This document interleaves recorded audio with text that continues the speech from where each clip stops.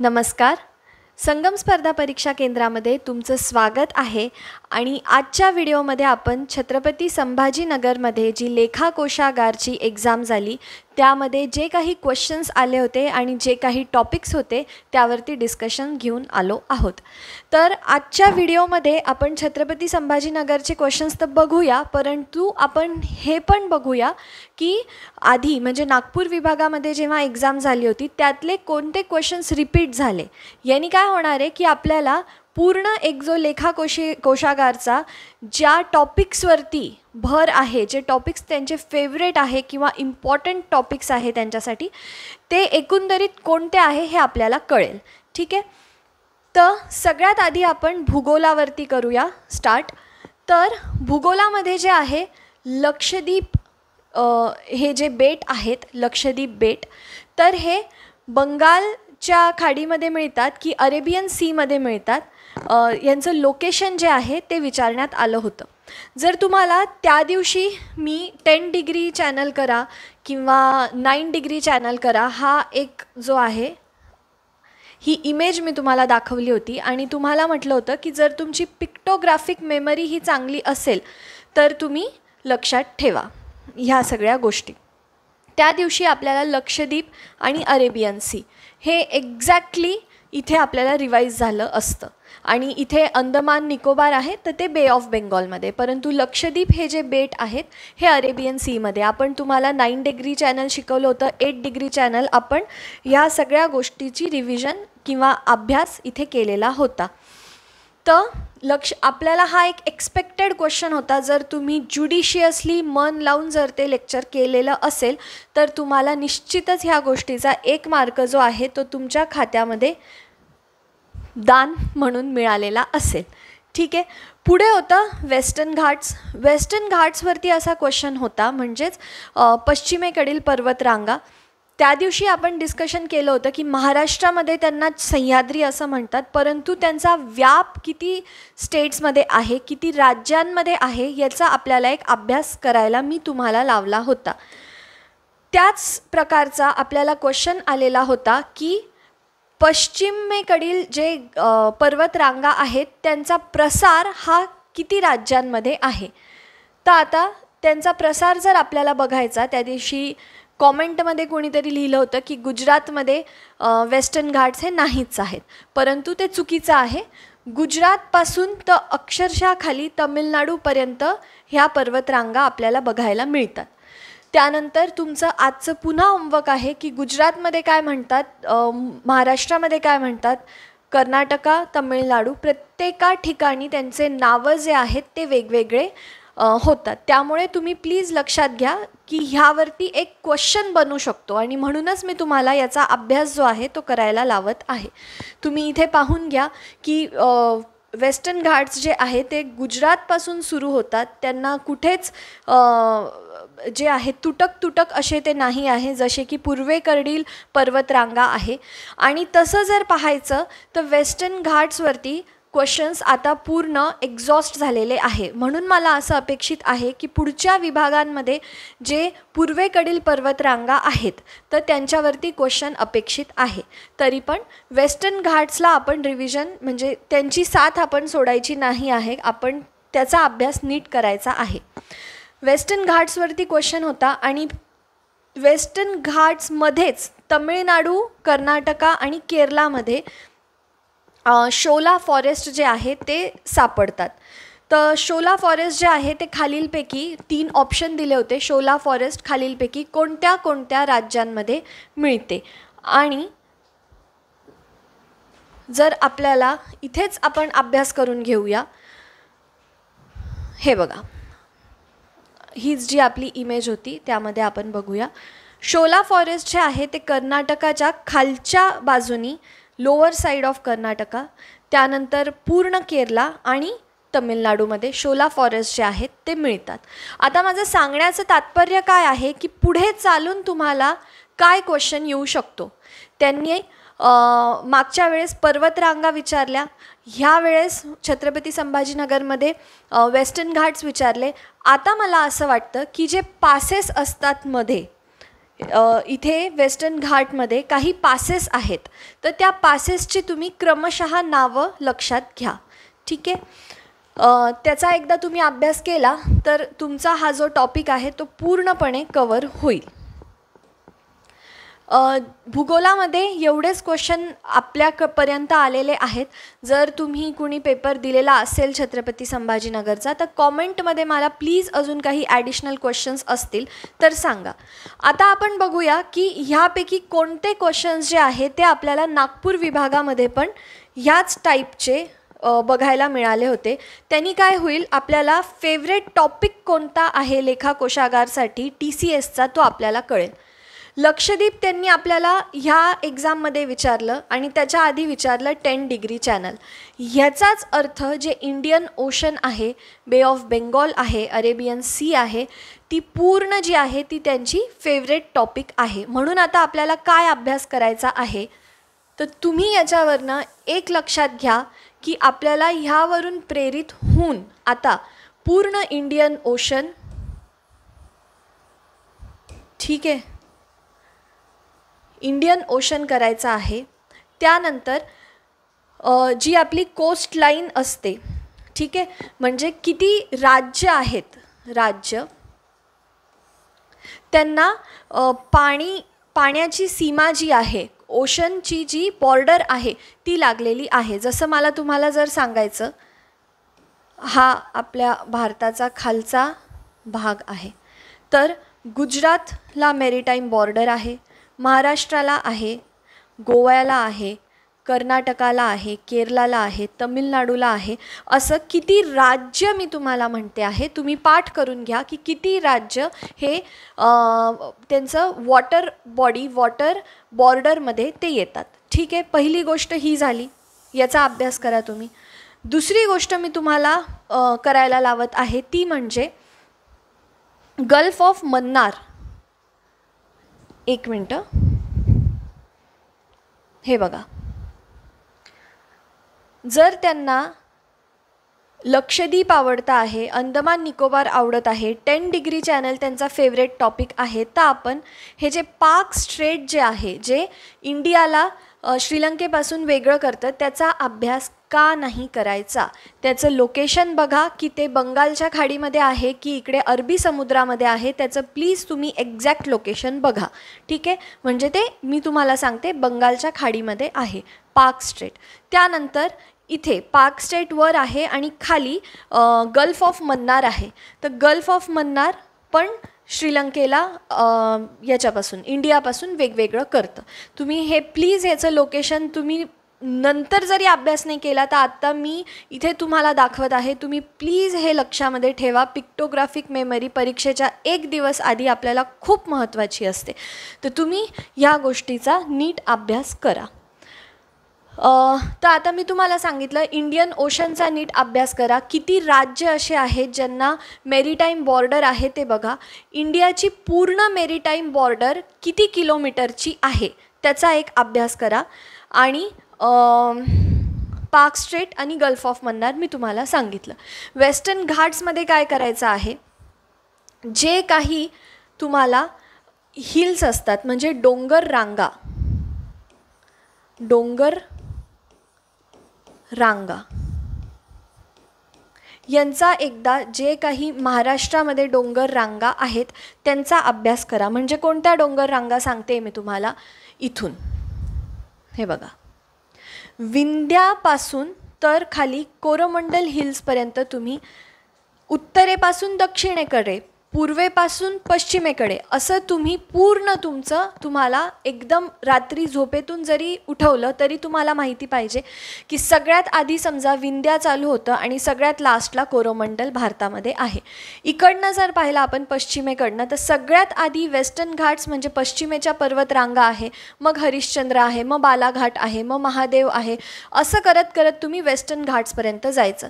त्या दिवशी आणि आजही मी तुम्हाला सांगत आहे की वेस्टर्न घाट्स जे आहे ते सरळ आहे, त्यांच्यामध्ये कुठेच अशी तूट नाही आहे, जे पासेस आहे तो एक अपवाद आहे, परंतु हे जे ईस्टर्न घाट आहे हे तुटक तुटक आहे. इथे बघा, ईस्टर्न घाट चालू झाले म्हणजे पूर्वेकडचे जे पर्वतरांगा आहेत त्या चालू झाल्या तुटल्या, चालू झाल्या तुटल्या. तर ह्या ज्या आहेत त्या तुटक तुटक अशा पर्वतरांगा आहेत. ठीक आहे, तुम्ही प्लीज याचं north to south, east to west अशाप्रमाणे ह्या पर्वतरांगा पाठ करा. मला एक प्रश्न अपेक्षित आहे याच्यातून. त्यानंतर नागपूर विभागामध्ये गोदावरी नदीवरती आपल्याला प्रश्न बघण्यात आला होता. आता तुम्ही गोदावरी नदीनंतर कृष्णा नदीचा आता अभ्यास कराच, मी तुम्हाला सांगितलं आहे, परंतु विंध्या आणि सातपुडा ह्या रिफ्ट व्हॅलीमधनं, या खाडीमधून कोणत्या नद्या वाहतात त्या 2 नद्यांची नावे तुम्ही पाठ करा. त्यानंतर काही नद्या ज्या आहेत त्या इकडे अरेबियन सीमध्ये वाहतात आणि काही नद्या ज्या आहेत त्या बंगालच्या खाडीमध्ये वाहतात. तर त्या कोणत्या कोणत्या नद्या आहे, म्हणजेच ईस्ट फ्लोईंग रिव्हर्स आणि वेस्ट फ्लोईंग रिव्हर्स असं आपण त्यांना म्हणतो. त्याचा एकदा अभ्यास करून घ्या. हा असतो पेपरचा ॲनालिसिस. पेपरमध्ये, परीक्षेमध्ये कोणते क्वेश्चन्स आले होते, फक्त हे जाणून घेऊन आपल्याला काहीच म्हणजे काही असर नाही आहे त्याचा, काही आपल्याला त्याचं बेनिफिट नाही आहे. तुम्हाला हे क्वेश्चन्स आले आणि आता मी त्याच्यावरनं काय अभ्यास करू हे सगळ्यात महत्त्वाची गोष्ट असते. आपण भूगोलाचे क्वेश्चन्स पाहिले, त्यामधून आपण काय अभ्यास करायचा हे आपण शिकलो. पुढे आपल्याला मिळाले होते पॉलिटीचे क्वेश्चन्स, पुढे बघण्यात आले होते ते राज्यशास्त्राचे क्वेश्चन्स. आता हा एक खूप म्हणजे हा राज्यशास्त्रामध्ये आहे, पण हा करंटमधला विषय आहे. खूप नावाजलेलं इलेक्शन होतं ह्या वर्षीचं दिल्लीमधलं, आणि जी नेहमी दिल्लीमध्ये पार्टी जी निवडून आली होती, तर ती पार्टी न येता ह्यावेळेस नवीन पार्टी निवडून आली होती. आणि त्यामुळे हे इलेक्शन्स खूप जास्त म्हणजे प्रत्येका व्यक्तीला जो अभ्यास करत असेल किंवा नसेल तरी त्याला माहिती होतं की दिल्लीमध्ये कोणती पार्टी जी आहे ती निवडून आली आहे. म्हणून हा एक सोपा क्वेश्चन होता. दिल्ली इलेक्शन जे आहे ते कोणत्या पार्टीनी जिंकलं होतं. पुढचा क्वेश्चन होता की स्पीकर कोण आहेत दिल्ली विधान परिषदेचे. तर याच्यावरनं तुम्ही आता एक अभ्यास करा की तुम्हाला काय अभ्यास करायचा आहे. तुम्ही महाराष्ट्राचे जे आहेत ते स्पीकर कोण आहे विधानसभेचे त्याचा अभ्यास करा. ठीक आहे. त्यानंतर तुम्ही चीफ जस्टिस ऑफ इंडिया हे कोण आहेत यांचं नाव एकदा पाठ करा, यांचं नाव एकदा माहिती करून घ्या. आत्ताच इलेक्शन कमिशन ऑफ इंडियाचे जे चेअरमन असतात त्यांची नियुक्ती झाली आहे, म्हणून तुम्ही इलेक्शन कमिशनर ऑफ इंडिया हे कोण आहेत यांचं नाव एकदा पाठ करून घ्या. हे का सांगते मी, कारण की जर ते आपल्याला स्पीकर ऑफ दिल्ली असेंब्ली विचारू शकतात तर why not speaker of Maharashtra assembly, कारण की महाराष्ट्रामध्ये पण आत्ताच जे आहे ते इलेक्शन्स पार पडले आहे आपल्या विधानसभेचे. त्यामुळे आपल्याला जे स्पीकर आहेत ते माहिती पाहिजे. चीफ जस्टिस ऑफ इंडिया का माहिती पाहिजे, कारण की जर ते स्पीकर विचारू शकतात म्हणजे आपल्याला पार्लिमेंटमधला जर एक टॉपिक विचारू शकतात तर ते इकडे न्यायालयामधला पण टॉपिक विचारू शकतात. त्यामुळे हा एक एक्सपेक्टेड टॉपिक आहे. आणि इलेक्शन कमिशन जे आहे ते नागपूर विभागामध्ये क्वेश्चन आला होता की सगळ्यात पहिल्यांदा भारतामध्ये इलेक्शन कमिशन कोणत्या वर्षी नियुक्त झालं होतं. त्यामुळे ते आता तुम्हाला पुढच्या विभागांमध्ये हा क्वेश्चन जो आहे तो अपेक्षित आहे की इलेक्शन कमिशनर जे आहेत भारताचे त्यांचं नाव काय आहे. त्या दिवशी आपण DPSP आणि पूर्ण संविधान जे आहे एकत्रित त्यांची विभागणी कशी करायची आणि कसं लक्षात ठेवायचं हे शिकलो होतो. आणि आज त्यांनी DPSPवरती एक क्वेश्चन विचारला होता. ठीक आहे. तर आपल्याला आता मी तुम्हाला सांगते की त्यांनी 4 ऑप्शन दिलेले होते, त्यामध्ये काही मूलभूत हक्क होते. 4 ऑप्शनमध्ये एक होता मूलभूत हक्क, एक होतं मूलभूत कर्तव्य, एक होतं हा डायरेक्टिव्ह प्रिन्सिपल आणि एक काहीतरी वेगळंच होतं. आणि ह्या चौघांपैकी कोणतं, खाली नमूद केलेल्या चौघांपैकी कोणते हे डायरेक्टिव्ह प्रिन्सिपल ऑफ स्टेट पॉलिसीमध्ये येतात असं विचारलं होतं. आता तुम्ही काय करा, directive principle of state policy जे असतात ते 3 प्रकारचे असतात. म्हणजे संविधानामध्ये त्याची अशी विभागणी दिलेली नाही आहे, परंतु बाकीचे जे पाठ्यपुस्तक असतात त्यामध्ये ही विभागणी दिली आहे. म्हणून आज मी तुम्हाला ही विभागणी सांगते, त्यामध्ये तुम्ही जाऊन जे जे आर्टिकल जे जे कलमं बसतात त्या ठिकाणी त्यांचा अभ्यास करा. एक असतात गांधीवादी,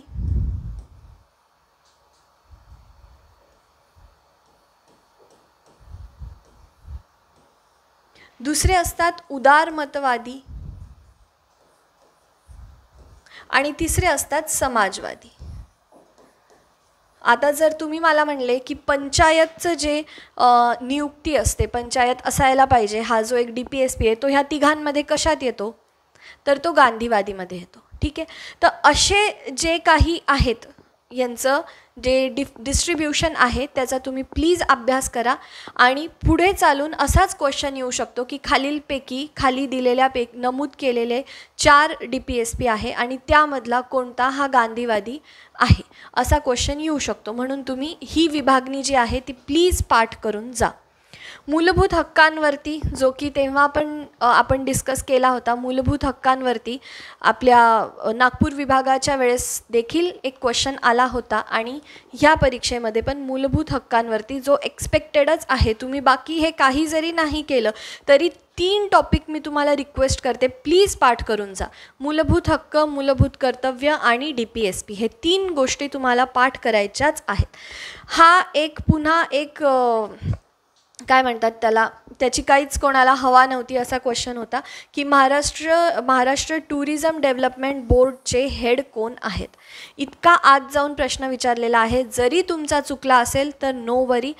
आणि तुम्हाला उद्या चालून पुढच्या विभागांमध्ये जरी हा क्वेश्चन आला आणि तुम्हाला नाही सोडवता आला, तुम्ही असंच एक वाटतंय म्हणून मार्क करून आले तरी डोंट वरी. ह्या अशा क्वेश्चन्सच्या पाठांतरामागे पळू नका, कारण की यांनी आपले जे खरे येणारे जे आपल्याला क्वेश्चन्स आहेत ते पण आपले मागे सुटतात. म्हणून ह्या क्वेश्चनला जास्त तुम्ही बघू नका.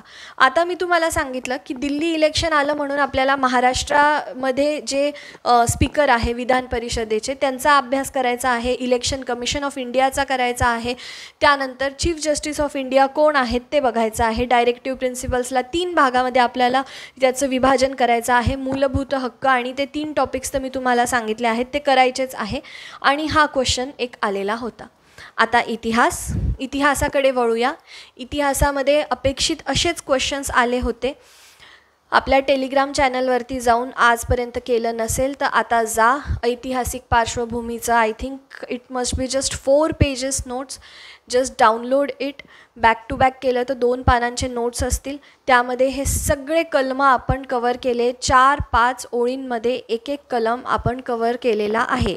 तर त्यामुळे तुम्ही प्लीज हे जे ॲक्ट्स आहेत ते नीट पाठ करून घ्या. तुम्ही जर मागचं लेक्चर ऐकलं असेल तर तुम्हाला कळेल. ज्यांनी ऐकलं नाही आहे ते प्लीज मागे जाऊन ते लेक्चर ऐका ज्याच्यामध्ये नागपूर विभागाचा आपण ॲनालिसिस केलेला आहे. तुम्ही एक अशी टाईमलाईन बनवून घ्या. ठीक आहे. टाईमलाईनमध्ये 1857 चा उठाव, त्यामध्ये कोणी कुठून हेड केलं होतं त्याचा अभ्यास करून घ्या. त्यानंतर जेव्हा क्वीन्स प्रोक्लेमेशन आपण म्हणतो 1858मध्ये झालेलं, तर त्यामध्ये ते क्वीन्स प्रोक्लेमेशनमध्ये काय काय बदल करण्यात आला, मग तो आर्मीमध्ये असो, आपल्या धार्मिक गोष्टींमध्ये यानंतर ब्रिटिशर्स इंडल्ज करणार नाही ते असो, ह्या सगळ्या गोष्टींचा एकदा अभ्यास करा. आणि 1857च्या आधी जे कंपनीच्या ईस्ट इंडिया कंपनीच्या वेळेसचे ॲक्ट होते ज्यामध्येच एक हा ॲक्ट आला होता, रेग्युलेटिंग ॲक्ट ऑफ 1773, हा आपल्याला एक क्वेश्चन बघायला मिळाला. तो मी तुम्हाला पुन्हा सांगते. काही महत्त्वाचे कायदे आहे 1857च्या आधी, त्यामधला एक रेग्युलेटिंग ॲक्ट आहे, त्याचा अभ्यास करून जा. प्लस अजून कंपनी ईस्ट इंडिया कंपनीच्या वेळेसचे काही कायदे, त्यामध्ये हा एक रेग्युलेटिंग ॲक्ट आहे, 1861चा कायदा आहे. हे कायदे तुम्ही प्लीज त्या PDF मधनं पाठ करून जा.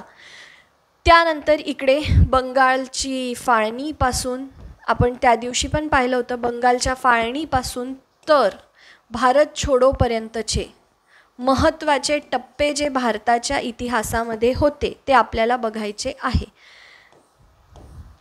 आणि त्यामधलाच एक क्वेश्चन जो आहे जो इथे लिहिण्यात नाही आला आहे, 4था क्वेश्चन, 1916च्या इंडियन नॅशनल काँग्रेसच्या सेशनला हेड कोणी केलं? तर आता काँग्रेसमध्ये देखील फूट पडली होती आणि ती फूट कोणत्या वर्षी पडली, कोणत्या कारणामुळे पडली आणि ते नंतर पुन्हा एकत्र कधी आले, कोणत्या वर्षी आले आणि त्याच वर्षी मग हे जे इंडियन नॅशनल काँग्रेसचं सेशन आहे ते कुणी हेड केलं, ह्या प्रकारचं जे आपले हिस्ट्रीच्या टाईमलाईनमधले महत्त्वाचे टप्पे आहेत त्यावरती आपल्याला क्वेश्चन बघायला मिळाला. तर हे 4 क्वेश्चन्स जे आहे ते आपल्यापर्यंत पोहोचले आहे आणि ह्या क्वेश्चनला प्रेरित होऊन आपल्याला उद्याच्या परीक्षेमध्ये काय क्वेश्चन येईल हे आपण पाहिले. तुम्ही प्लीज याचा अभ्यास करा. जर याच्या बाहेर क्वेश्चन आला तर मला सांगा, याच्या बाहेर तुम्हाला कोणताच क्वेश्चन येणार नाही. तिसरा जो क्वेश्चन होता तो होता सेवा सदन जे आहे ते कुणी फॉर्म केलं होतं, कुणी सेवा सदन जे आहे त्याची स्थापना केली होती आणि 4 नावं दिलेले होते. आता तुम्ही एक काम करा, ह्या आधी जर केलं नसेल तर प्लीज आता ते काम करा. फक्त आणि फक्त महाराष्ट्रातले काही समाज सुधारक आहे, जसं की सावित्रीबाई फुले झाल्या, टिळक झाले, हे जे सगळे लोक आहेत यांचा प्लीज अभ्यास करा की त्यांचे जे आहे न्यूजपेपर काय होते, त्यांनी कोणत्या, जसं सेवा सदन आहे असं कोणत्या ज्या हे होत्या कमिटीज होत्या किंवा सोसायटीज होत्या त्या फॉर्म केल्या होत्या, याची एक लिस्ट बनवा आणि पाठ करा. एक मार्कांनी कॉम्पिटिशन आपली वाढते. आपण एकेका मार्कांनी ह्या परीक्षेच्या बाहेर, ह्या रेसच्या बाहेर पडतो. तर I request you to just make a column. ह्यामध्ये जे फक्त आणि फक्त महाराष्ट्रातले आहे समाज सुधारक त्यांच्या कामांची तुम्ही नोंद करा आणि खूप त्यांच्याबद्दल नाही लिहायचं आहे, कोणत्या वर्षी त्यांचा जन्म झाला होता आणि त्यांनी काय म्हणजे त्यांचं शिक्षण कुठून झालं वगैरे. History geography we don't have to do the history geography. Just do की त्यांनी कोणती सोसायटी फॉर्म केली होती, ते कोणत्या चळवळीमध्ये होते आणि जर त्यांचा मृत्यू एखाद्या चळवळीमध्ये झालेला असेल, जसं त्यांनी विचारलं होतं सायमन कमिशनच्या वेळेस कोणत्या नेत्याचा मृत्यू झाला होता, तसं काही त्यांचे ठळक वैशिष्ट्ये असतील तर ते करा. नाहीतर फक्त न्यूजपेपर, कोणती सोसायटीशी ते इस्टॅब्लिश्ड आहे, त्यांनी फाउंड केली होती किंवा ते त्याच्यामध्ये कार्यरत होते, ह्या गोष्टींचा तुम्ही अभ्यास करा आणि you are well sorted to go. पुढे कम्प्युटर, जे की आपल्या एक्झाममध्ये नव्हतं तरी पण आपल्याला कम्प्युटरवरती पुन्हा क्वेश्चन आला आहे आणि पुन्हा जो आला आहे तो पॉवर पॉईंटचाच आहे. नागपूर विभागामध्ये पण पॉवर पॉईंटचा क्वेश्चन होता की पॉवर पॉईंट आपण वर्क करत असताना अचानक आपण जर बंद केलं किंवा काही असं व्यत्यय आलं मध्ये तर पॉवर पॉईंटची जी फाईल आहे ती कुठे सेव्ह होते, ऑटो सेव्ह जी होते ती कुठे होते. आणि आता देखील पॉवर पॉईंटवरतीच दुसरा क्वेश्चन आलेला आहे. सायन्समध्ये जे आहे ते ह्या वेळेस कोणत्या ऑर्गन्सवरती किंवा कशावरती क्वेश्चन नाही आला आहे, पण ॲस्ट्रॉनॉमीवरती क्वेश्चन आला होता. राशी आणि ग्रह यांवरती आला होता, म्हणजेच प्लॅनेट्सवरती क्वेश्चन आला होता. आणि त्यामध्ये जे आहे ते पृथ्वीपासून जवळ कोणतं खालच्यापैकी प्लॅनेट आहे, एक असा खूप छोटा असा 5वी-6वी लेवलचा क्वेश्चन आपल्याला बघायला मिळाला होता.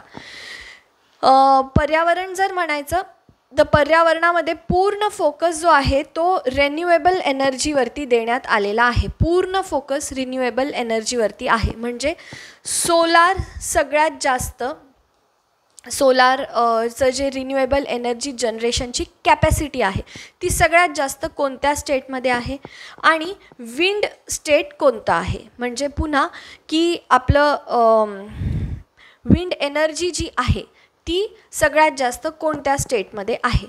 आता तुम्ही काय करा, मी तुम्हाला आज टेलिग्राम चॅनलवरती एक लिस्ट देते या सगळ्या गोष्टींची की सोलार एनर्जी झालं, विंड एनर्जी झालं, टायडल एनर्जी झालं, थर्मल एनर्जी झालं, ह्या सगळ्या स्टेट्समध्ये टॉप रँक कुणाचा आहे हे आपण एक 7-8 पॉईंटमध्ये कवर करू.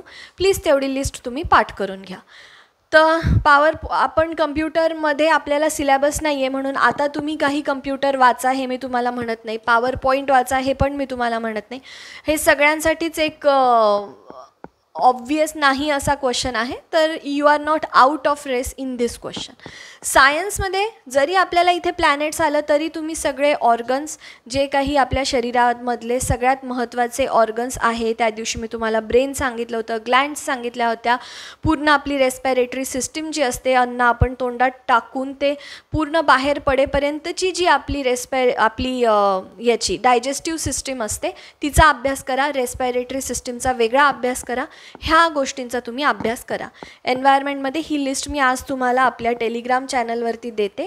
टेलिग्राम चॅनल कोणतं आहे हे मी डिस्क्रिप्शनमध्ये खाली मेन्शन करते. तिथे जाऊन तुम्ही त्याचा अभ्यास करू शकता. पुढे पाहूया आपण चालू घडामोडींवरती क्वेश्चन. चालू घडामोडीमध्ये आपण एक लिस्ट दिली होती आपल्या टेलिग्राम चॅनलमध्ये की कोणाला कोणते जे पारितोषिकं आहेत 2024मध्ये ते मिळालेले आहेत. तर I think Nobel physics prize जे आहे, नोबल प्राईज इन फिजिक्स, त्याचं पण आपण त्यामध्ये नमूद केलेलं होतं. तर नोबल फिजिक्स प्राईज कोणाला मिळाला आहे त्यावरती एक क्वेश्चन होता. पुढचा क्वेश्चन होता की ऊंचाई मूवी जी आहे त्याचे डायरेक्टर कोण आहे. आता हा अतिशय इलॉजिकल असा क्वेश्चन आहे. आपल्याला ह्यामुळे प्रेरित होऊन दुसऱ्या मूवीज आणि त्यांचे डायरेक्टर पाठ करा असं मी तुम्हाला कधीच म्हणणार नाही. हा क्वेश्चन जो आहे तो बऱ्याच विद्यार्थ्यांचा चुकला असेल आणि तुमचा देखील चुकला तरी आपल्याला काही त्यांनी फरक पडत नाही. म्हणून हा क्वेश्चन आपण वगळून देऊया. आपल्या अभ्यासामध्ये हा कुठेच येत नाही. बायलॅटरल ट्रेडमध्ये हायेस्ट कंट्री कोणती आहे. म्हणजे भारताचं जे बायलॅटरल ट्रेड आहे त्यामध्ये सगळ्यात जास्त ट्रेड कोणत्या देशासोबत आपण करतो. द्विपक्षीय व्यापार ज्याला आपण म्हणतो तो सगळ्यात जास्त भारताचा कोणत्या दुसऱ्या देशासोबत आहे. आणि त्याचं आन्सर नेहमीच जे आहे ते US चायनामध्ये बदलत राहतं. जास्त करून US असतं. तर चायना त्यांनी ऑप्शनमध्ये दिलेलं पण नव्हतं. म्हणून हा एक खूप साधा असा क्वेश्चन होता. पुढचा अगेन युद्ध अभ्यासावरती क्वेश्चन होता. युद्ध अभ्यासाचा आपण जस्ट 1 पेजचं PDF दिलेलं आहे. त्यामुळे तुम्ही प्लीज आज जा ते PDF डाउनलोड करा, पाठ करा. तुमच्या मित्राला म्हणा, मैत्रिणीला म्हणा की माझं हे पाठ झालं आहे, तू माझा अभ्यास घे, मी तुझा अभ्यास घेतो. या प्रकारे तुम्ही युद्ध सरावांचा अभ्यास करा. कारण की 2 क्वेश्चन बघायला मिळाले छत्रपती संभाजीनगरच्या परीक्षेमध्ये. म्हणून हा टॉपिक आपल्याला एक सोपा आहे आणि इझिली याच्यामध्ये आपल्याला 2 मार्क जे आहेत ते मिळणार आहे. म्हणून तुम्ही युद्ध सरावांचा अभ्यास करा. इंग्लिश त्या दिवशी आपण बोलल्याप्रमाणे इंग्लिशमध्ये कॉम्प्रिहेन्शनवरती 5 क्वेश्चन बघायला मिळाले. तुम्ही कॉम्प्रिहेन्शन जे काही दिलेलं असेल तुम्ही आधी कॉम्प्रिहेन्शन न वाचता, आधी जो उतारा आहे तो न वाचता आधी क्वेश्चन वाचा, त्याचे ऑप्शन्स वाचा. तुमच्या ब्रेननी तुमची जितकी समजायची कॅपॅसिटी असेल त्यांनी तुम्ही 2 ऑप्शन जे आहे ते मायनस करू शकता, निगेट करू शकता आणि त्यानंतरच कॉम्प्रिहेन्शन वाचायला तुम्ही पुढे जा. हे मी वारंवार सांगत आले आहे. याचीच प्रॅक्टिस करा आणि यांनीच तुम्ही फास्टमध्ये जे आहे ते कॉम्प्रिहेन्शन सोडवू शकता. एकाच कॉम्प्रिहेन्शनवरती 5 क्वेश्चन्स विचार करा. जर तुम्ही ह्या टेक्निकनी सोडवलं तर तुमचं लवकर क्वेश्चन्स सोडवल्या जातील. क्लोज टेस्ट जी बऱ्याच विद्यार्थ्यांना नागपूरमध्ये जे आहे तो प्रॉब्लेम आला होता आणि आता छत्रपती संभाजीनगरमध्ये प्रॉब्लेम आला नाही. त्या दिवशी आपण शिकलो क्लोज टेस्टमध्ये आपल्याला बघायचं आहे कोणत्या ब्लँकवरती क्वेश्चन विचारता आहेत. ब्लँक क्वेश्चन नंबर 1 आहे पण ब्लँक 5 विचारत आहे. हे एक तुम्ही लक्षात ठेवायचं, थोडं तिथे अलर्ट राहायचं आणि त्याचा फायदा सगळ्यांना झाला आहे. अगेन क्लोज टेस्टवरती 5 क्वेश्चन्स आपल्याला बघायला मिळाले जे की खूप छान. हे इथेच आपलं 10 मार्काचं जे आहे ते इंग्लिश जे आहे ते आपलं इथे सॉल्व झालं होतं. सिनॉनिम्स आणि अँटोनिम्स विचारण्यात आले होते आणि आय थिंक थोडे अवघड होते. जर तुम्ही दिली असेल छत्रपती संभाजीनगरची परीक्षा तर प्लीज मला सांगा तुम्हाला पण अवघड वाटले का. कारण जे विद्यार्थी आपल्याशी बोलत आहेत ते म्हणले की थोडे अवघड असे सिमिलर वर्ड्स आणि अपोजिट वर्ड्स सिनॉनिम्स आणि अँटोनिम्स आले होते. पुढे 1 वर्ड सबस्टिट्यूशन होतं. 1 वर्ड सबस्टिट्यूशन म्हणजे एक खूप मोठी ओळ दिलेली असते आणि त्यामध्ये तुम्हाला म्हणतात की या खाली दिलेल्या शब्दांपैकी एका शब्दामध्ये ह्या ओळीचा अर्थ सांगा. असे तुम्हाला 3 क्वेश्चन मिळाले होते 1 वर्ड सबस्टिट्यूशनचे. आणि लास्ट होतं त्याच्यामध्ये एरर स्पॉटिंग. तर एरर स्पॉटिंग जे आहे ते जरा इझी टू मीडियम लेवलचं होतं. म्हणून तुम्ही आता आपल्याला कळालं आहे की लेखाकोशागारमध्ये आपण त्या दिवशी बोलल्याप्रमाणे क्लोज टेस्ट जी आहे ती खूप फेवरेट आहे आणि क्लोज टेस्ट हा टॉपिक ते वगळणार नाही. क्लोज टेस्ट तुम्हाला येणार म्हणजे येणार अगदी कोकण विभागापर्यंत. त्यामुळे क्लोज टेस्टचा खूप छान असा सराव करा, कॉम्प्रिहेन्शनचा सराव करा. हे आपले इझिली मिळणारे आहे, आपण ज्याला लो हँगिंग फ्रूट्स म्हणतो त्यापैकी हे 2 आहेत. याचा अभ्यास करा. सिनॉनिम्स आणि अँटॉनिम्स आहे ते कोणतेही कुठूनही हे वायर येऊ शकतात, तरी तुम्ही नॉर्मल त्याचा एकदा अभ्यास करा. One word substitution again low hanging fruit आहे, यावरती पण क्वेश्चन येणार आहे. म्हणून तुम्ही हे जे 3 टॉपिक आहे हे आपले हिरो टॉपिक्स आहे असं समजून इंग्लिशचा जो अभ्यास आहे तो करा. पुढचा टॉपिक होता मराठी व्याकरणाचा. मराठी व्याकरणामध्ये देखील आपल्याला उतार्यावरती 5 प्रश्न बघायला मिळाले होते. ठीक आहे, तर तुम्ही जी मी तुम्हाला टेक्निक सांगितली आहे त्याप्रमाणे मराठी उतारा देखील सोडवा. आधी क्वेश्चन वाचायचे, 2 ऑप्शन एलिमिनेट करायचे, मग उतारा वाचायचा प्रत्येका क्वेश्चन्ससाठी. समानार्थी विरुद्धार्थी जी आहे ती आपल्या टेलिग्राम चॅनलवरती इंग्लिश आणि मराठी दोघांची मिळून अशी आपण लिस्ट टाकलेली आहे. म्हणजे इंग्लिशमध्ये जर शब्द असेल अराईव्ह, त्याचाच सिनॉनिम काय आहे म्हणजे सिमिलर वर्ड काय आहे रीच, त्याचाच अपोजिट वर्ड काय आहे डिपार्चर. आणि मग तेच मराठीमध्ये अराईव्हचं मराठीमध्ये काय अर्थ आहे आणि त्याचाच मराठीमध्येच अपोजिट वर्ड काय विरुद्धार्थी काय, अशी आपण एक सोबत इंग्लिश आणि मराठीची लिस्ट दिली आहे. बेस्ट लिस्ट आहे. तुम्हाला मराठी वेगळी इंग्लिश वेगळी असा अभ्यास करायची गरज नाही आहे, एक सोबत लिस्ट दिली आहे. तर डिस्क्रिप्शनमध्ये जाऊन टेलिग्राम चॅनलमध्ये जाऊन ती 2 पानांची लिस्ट आहे ती तुम्ही पाठ करून घ्या. हे अगेन फेवरेट टॉपिक आहे जे नागपूर विभागातही आले होते आणि छत्रपती संभाजीनगरमध्ये देखील आले होते. आता पण हे विभाग येणार, आपण यांना फायनल घोषित करू की हे जे टॉपिक्स आहे ते प्रत्येका विभागामध्ये आपल्याला येणार आहे. म्हणून तुम्ही प्लीज प्रयोग नीट करा, समास नीट करा आणि अलंकार देखील. अलंकार ठीक आहे, अलंकारचा देखील अभ्यास करा. म्हणी, वाक्प्रचार हे सगळे जे आहे ते अपेक्षित टॉपिक आहे. याला तुम्ही बघून सरप्राईज होऊन जाण्यासारखे असे टॉपिक नाही आहे. म्हणून तुम्ही त्या टॉपिक्सचा अभ्यास न करता एक्झामला जाल म्हणजे यासारखं मोठं पाप कोणतंच नाही आहे. कारण आता आपण 2-2दा रिपीट केलेलं आहे की हे टॉपिक करा म्हणजे कराच. मॅथ्स आणि रिझनिंग जे आहे त्यामध्ये नागपूर विभागामध्ये आपल्याला पर्सेंटेज बघण्यात आलं होतं, तेच पर्सेंटेज इथे पण आला आहे. नफा व तोटा हे आपल्याला नागपूर विभागातही बघायला मिळालं होतं, इथे पण बघायला मिळालं आहे. सरासरी म्हणजेच ॲव्हरेजेस, नंबर सिस्टीम आणि जी नागपूर विभागामध्ये जो क्वेश्चन नव्हता तो इथे छत्रपती संभाजीनगरच्या एक्झाममध्ये मिळाला आहे म्हणजे बॉडमास रूल. त्यांनी तुम्हाला एक असं गणित दिलं होतं,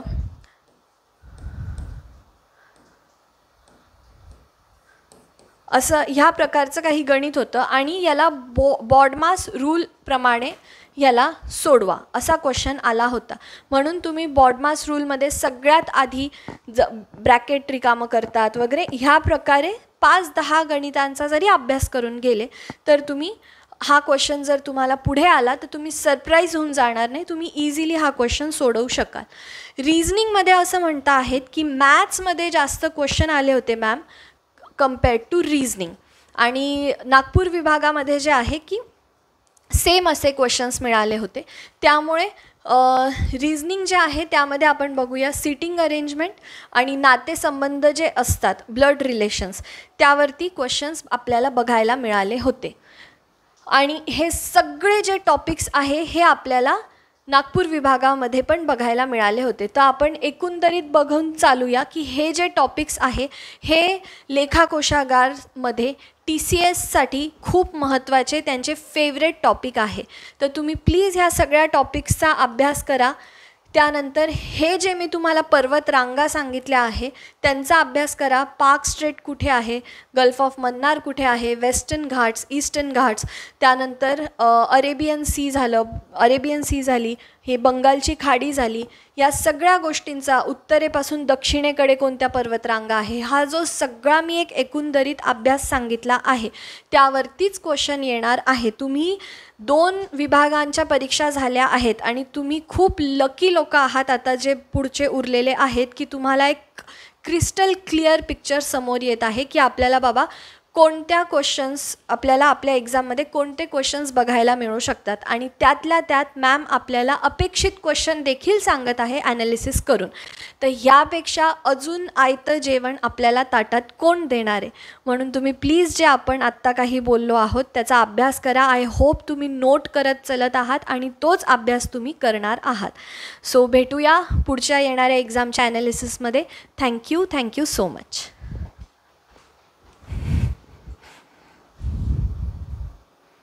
पाप कोणतंच नाही आहे, कारण आता आपण दोनदा रिपीट केलेलं आहे की हे टॉपिक करा म्हणजे कराच.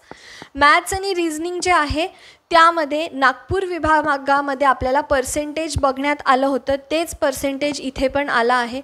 नफा व तोटा हे आपल्याला नागपूर विभागातही बघायला मिळालं होतं, इथे पण बघायला मिळालं आहे. सरासरी म्हणजेच ॲव्हरेजेस, नंबर सिस्टीम आणि जी नागपूर विभागामध्ये जो क्वेश्चन नव्हता तो इथे छत्रपती संभाजीनगरच्या एक्झाममध्ये मिळाला आहे, म्हणजे बॉडमास रूल. त्यांनी तुम्हाला एक असं गणित दिलं होतं,